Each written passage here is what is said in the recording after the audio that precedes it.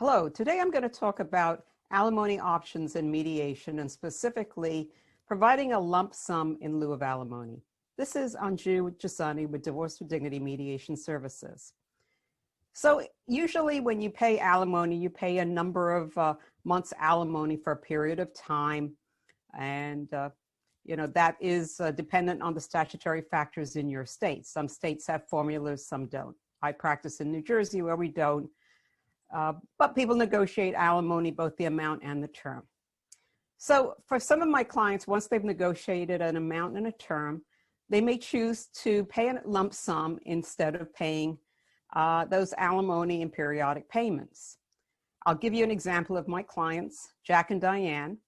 And Jack and Diane had been married for 15 years and they had agreed on a 10-year alimony, $1,000 a month. So if you multiply $1,000 a month by 10 years, you're getting $120,000. If it doesn't value that, you get $108,000, a little bit more.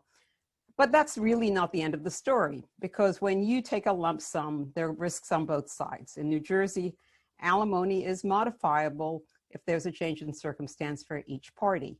But once you've agreed on a lump sum, there's no modifying. So if the payor ends up getting sick, dies, gets laid off, you can't go back and say, hey, I need an adjustment. In the same way, if the person who's receiving alimony gets remarried, there is no adjustment. So why do people do a lump sum in lieu of alimony? For the person receiving alimony, there's certainty of the payment. They may need money now. They may want a down payment on a house. They may not trust the other person to continue paying. For the person who's paying, they really may want to be done with the payments. They may want to move on. They may want to make a change in job or lifestyle.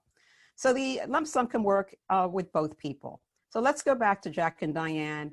And originally they had agreed on $1,000 a month for basically 10 years on a 15-year marriage.